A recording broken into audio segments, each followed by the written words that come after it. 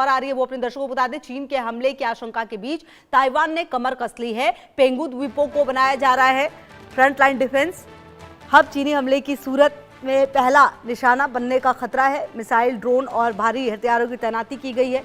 चीन और ताइवान के बीच तनाव और ताइवान ने अपनी सामरिक रूप से बेहद अहम पेंगू द्वीप श्रृंखला की सुरक्षा मजबूत कर दी है। रिपोर्ट्स के मुताबिक ताइवान के सैन्य अधिकारियों और विशेषज्ञों का मानना है कि चीन की तरफ से हमला होने की स्थिति में पेंगू संभावित शुरुआती लक्ष्यों में शामिल हो सकता है। पेंगू में करीब 90 छोटे बड़े द्वीप और टापू और यहाँ लगभग 1,10,000 लोग रहते हैं।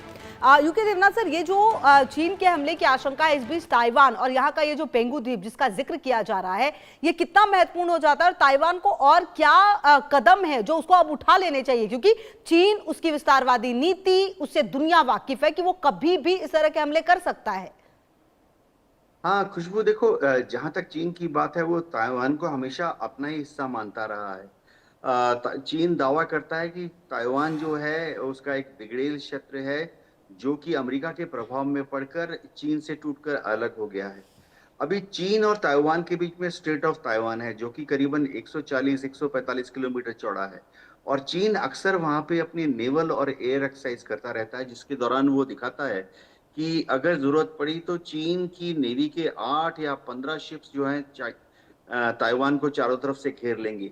और चीन की जो पीएलए एयरफोर्स है, उसके बॉम्बर्स जो हैं ताइवान के एयर डिफेंस आइडेंटिफिकेशन जोन में घुसकर ताइवान के ऊपर भयंकर बमबारी करेंगे।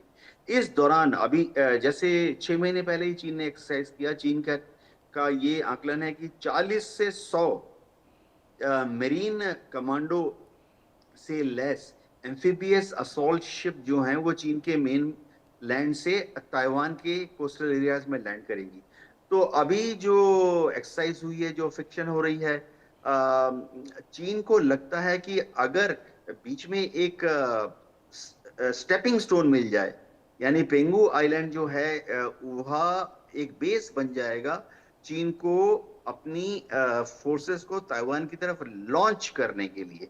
इसलिए ताइवान भी पेंगू आइलैंड के डिफेंस के लिए लगातार तत्पर है। अमेरिका उसको पेट्रियट एयर डिफेंस सिस्टम देने जा रहा है। अमेरिका अब ताइवान को फास्ट स्पीड अटैक बोट्स देने जा रहा है। अमेरिका ऑलरेडी ताइवान को जमीन से समुंदर में फायर करने वाली एंटी शिप मिसाइल दे चुका है।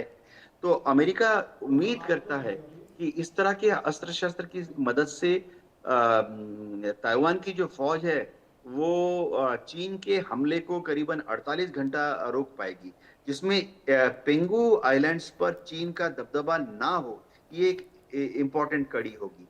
और अमेरिका सोचता है कि इस 48 घंटे के अंदर से जापान के ओकिनावा से या दक्षिण कोरिया के बुसान से या फिलीपींस में जो अमेरिका के 4 बेस हैं वहां से एक एक्सपीडिशनरी फोर्स जो है ताइवान तक पहुंच जाएगी, ताइवान को चीन के चुंगल से बचाने के लिए। जी, बहुत बहुत शुक्रिया सर आपका तमाम जानकारियों के लिए।